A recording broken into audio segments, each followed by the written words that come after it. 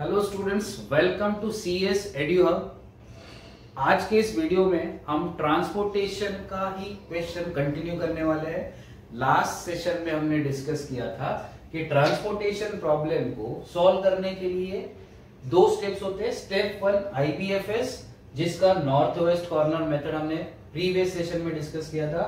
इस सेशन में हम डिस्कस करेंगे लीस्ट कॉस्ट मेथड। ठीक है, सो क्वेश्चन आपके सामने यहाँ पर, so don't without wasting time हम लोग क्वेश्चन का सॉल्यूशन स्टार्ट करते हैं। ठीक है, सो क्वेश्चन हमने पहले ही डिस्कस कर लिया था।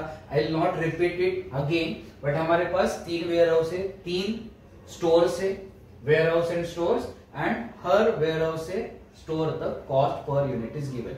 ठीक है, तो स्टेप 1 हमें क्या करना है, कैन एनीवन टेल। आपके पास क्वेश्चन है। ठीक है, सबसे पहले आपको देखना है कि ये मैक्सिमाइजेशन का क्वेश्चन है या मिनिमाइजेशन का। So, since cost per unit is given, it is min z type of question, minimization question. ठीक है, सेकेंड स्टेप हमें देखना है, is it a balanced problem or not? How to check that? Demand का total करो, supply का total करो। If demand is equal to supply, then it is called as a balanced problem. तो हमने पहले इसका टोटल कर लिया था प्रीवियस सेशन में। टोटल है 120, so total demand is equal to total supply. ये है balanced problem. Now let's move ahead. हमें करना क्या है, अब नेक्स्ट मेथड यूज करना है जिसका नाम है LCM, least cost method. As the name says, हमें सेल को आइडेंटिफाई करना है by using least cost method. Previous session में north west corner, top left corner को हमने कंसिडर किया था फॉर एलोकेशन। अब लीस्ट कॉस्ट मेथड में हम क्या करेंगे, जो भी अवेलेबल कॉस्ट है उसमें से सबसे lowest cost, least cost lowest cost, सबसे कम कॉस्ट जो है हम वहां पर एलोकेशन करेंगे। सिंपल है। ठीक है, तो मिन जेड का क्वेश्चन है, कॉस्ट डेटा इज गिवन। हमारे पास इतने कॉस्ट डेटा है 2 3 1। Lowest cost is this one, right? You can identify lowest cost is 1। तो हमने सेल को आइडेंटिफाई कर लिया बाय लीस्ट कॉस्ट मेथड। आगे का स्टेप्स रिमेन सेम। मतलब क्या, ये सेल आइडेंटिफाई किया, अब डिमांड एंड सप्लाई को कंपेयर करना है। ठीक है, सो डिमांड है, सॉरी डिमांड है 60, सप्लाई है 30। लोएस्ट कितना है 30, so demand supply lowest is 30। दोनों में से लोएस्ट 30 वैल्यू को हम यहां पे लिखेंगे एज एलोकेशन। ठीक है, तो ये हमारा हो गया first allocation. If you remember, north west corner में हमारा यहाँ पे हुआ था क्योंकि ये टॉप लेफ्ट था। ये जो मेथड है लीस्ट कॉस्ट मेथड है, इसीलिए हमने 1 लोएस्ट कॉस्ट है इसलिए यहाँ पे किया। ठीक है, यहाँ पर राइट लेफ्ट ऐसा कुछ देखना नहीं। अगर ये 1 सेंटर में होता तो हमारा फर्स्ट एलोकेशन सेंटर में होता। अगर ये 1 यहाँ पर बॉटम राइट में होता तो हमारा फर्स्ट एलोकेशन बॉटम राइट में होता। जहां पर भी लीस्ट कॉस्ट है वहां पे एलोकेट करेंगे। ठीक है, सो हमने फर्स्ट एलोकेशन कर दिया। नाउ टेल मी, यहां पर सप्लाई था 30, पूरा 30 सप्लाई हो गया तो ये 30 कट हो गया, बचा कितना 0। 30 60 डिमांड था, 60 में से 30 फुलफिल हो गया तो ये कट करोगे, बचेगा कितना 30। ठीक है, अब जिसका वैल्यू 0 हो गया, टोटल 0 हो गया, उस करस्पॉन्डिंग सेल को भी कट करना है, पूरे रो को कट करना है। तो ये रो में जो भी रिमेनिंग एम्प्टी सेल से उनको कट कर दे। ठीक है, तो एक सेल में एलोकेशन हो गया, बाकी के खाली सेल को हमने कट कर दिया। इन खाली सेल को कट क्यों नहीं किया, क्योंकि इसका टोटल अभी भी 0 नहीं हुआ है, इसलिए इसको कट नहीं किया। ठीक है, सो ये हो गया हमारा फर्स्ट एलोकेशन। अब सेकंड एलोकेशन के लिए अगेन सेम रूल एप्लीकेबल है, LCM, लीस्ट कॉस्ट मेथड। ठीक है, करना क्या है, 4 2 5 3 4 2। अब देखो यहां पर लीस्ट कॉस्ट इज 2, यहां पर भी 2 है। ठीक है, अब कंफ्यूजन हो गया, राइट? ये वाला 2 में एलोकेट करोगे या फिर ये वाले 2 में एलोकेट करोगे। ठीक है, कंफ्यूजन क्वाइट ऑब्वियस है, तो इसे कहते हैं टाई। ठीक है, सो अगर लीस्ट कॉस्ट में टाई हो जाए तो क्या करोगे। ठीक है, सो सबसे पहले हमने चेक किया लीस्ट कॉस्ट, लीस्ट कॉस्ट में टाई हो गया। अब क्या करें, तो हमें अब नेक्स्ट चेक करना है इन दोनों में से किसको सिलेक्ट करना है। इस 2 को सिलेक्ट करना है या इस 2 को सिलेक्ट करना है। तो दोनों में से मैक्सिमम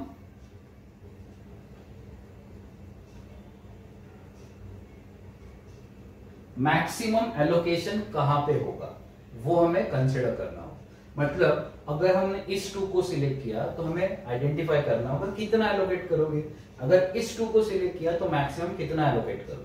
दोनों में से जहां पे सबसे ज्यादा यूनिट ट्रांसपोर्ट होगा वहां पर हम एलोकेशन करेंगे। ठीक है, सो लेट्स कंसिडर दिस 2। ठीक है, अगर इस 2 को सिलेक्ट किया तो आप कितना यूनिट ट्रांसपोर्ट करोगे।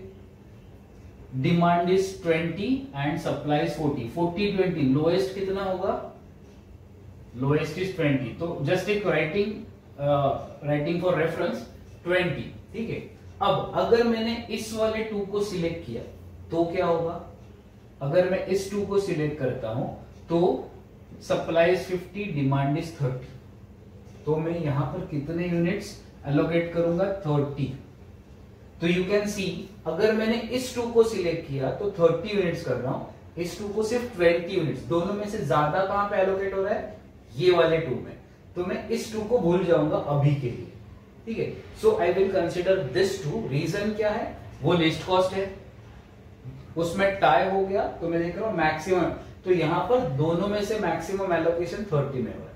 ये 2 और ये 2 दोनों में कंपैरिजन किया, यहाँ पे 20 जा रहा था, यहाँ पे 30 जा रहा है, तो मैक्सिमम वाले को कंसिडर किया। तो यहाँ पे 30 एलोकेट कर दिया। अब 30 माइनस 30 ये 0 हो गया, इसका टोटल 0 हो गया, तो करस्पॉन्डिंग एम्प्टी सेल को कट कर दिया। ठीक है, नाउ 50 माइनस 30 कितना बचा, 20। ठीक है, so now we have 20 units. हो गया, एलोकेशन हो गया। टाई वाला कंडीशन सिचुएशन समझना है, LCM least cost method. Least cost में टाई हो गया तो हम कंसिडर करते हैं मैक्सिमम एलोकेशन। नाउ ये हो गया। अब हमारे पास ये इतने सेल है, अगेन ये वाला 2 अब बच गया है, राइट। तो हम अब इस 2 को कंसिडर कर सकते हैं, राइट, क्योंकि ये लीस्ट कॉस्ट। 20 40 दोनों में से लोएस्ट इज 20। तो हमने अब इस 2 को कंसिडर किया, पहले नहीं किया था, पहले इसको किया था क्योंकि यहां पर मैक्सिमम एलोकेशन। उसके बाद अगर बचा तो इसको कंसिडर करेंगे। तो यहां पे 20 एलोकेट कर दिया। 20 माइनस 20 ये बन गया 0, जिसका टोटल 0 उसका करस्पॉन्डिंग सेल को क्रॉस कर दिया। ये 20, 40 माइनस 20 बचा 20। ठीक है, तो आपके पास 2 सेल्स बचे हैं, ये है 4, ये है 3। लीस्ट कॉस्ट क्या है, 3। तो 3 को आप पहले कंसिडर कर लो। कितना यूनिट्स ट्रांसपोर्ट करोगे, demand is 40, supply is 20, lowest कितना है 20। सो आप यहां पे एलोकेट करोगे 20। ठीक है, सो ये एलोकेशन हो गया।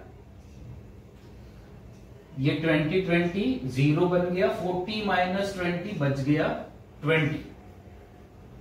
ठीक है, सो अब बचा एक ही cell. Now you can see demand भी 20 है, सप्लाई भी 20 है, तो टोटल कितना हो रहा है, सॉरी लोएस्ट सेम ही है, तो ये 20 एलोकेट हो गया, 20 0 और ये 20 भी बन गया 0। तो ऑल डिमांड ऑल सप्लाई 0 0 हो गया, मतलब एलोकेशन कंप्लीट हो गया। नेक्स्ट स्टेप क्या है, अब ये एलोकेशन होने के बाद हमें इसका टोटल कॉस्ट कैलकुलेट करना है। How to calculate total cost, W1 से S3 एक यूनिट का 1 रुपया होता है कॉस्ट, तो 30 यूनिट्स का कितना होगा, 30 इंटू 1 तो 30 रुपीज।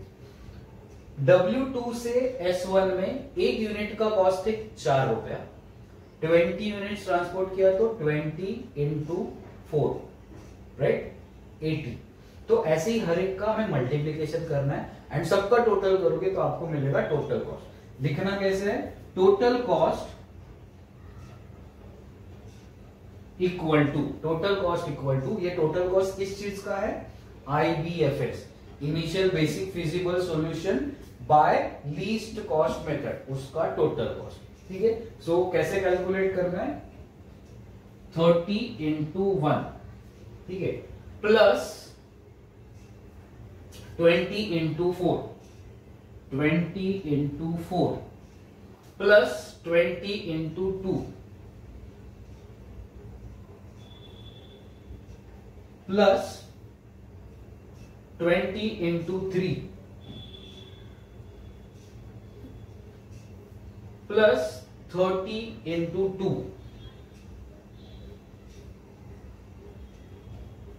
हो गया।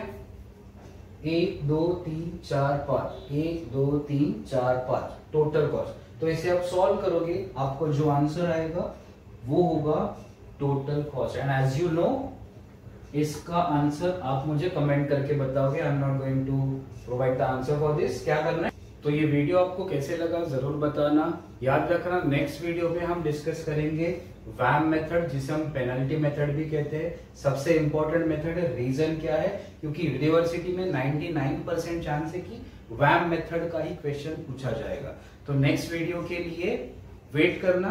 तब तक के लिए ये दोनों मेथड का प्रैक्टिस अच्छे से कर लो। अगर मेथड समझ में ना आए तो वीडियो को बार बार देख लो, अच्छे से समझ लो, क्योंकि नेक्स्ट मेथड थोड़ा सा और लेंदी हो सकता है। ठीक है, सो प्रैक्टिस करते रहो। तब तक के लिए बाय बाय।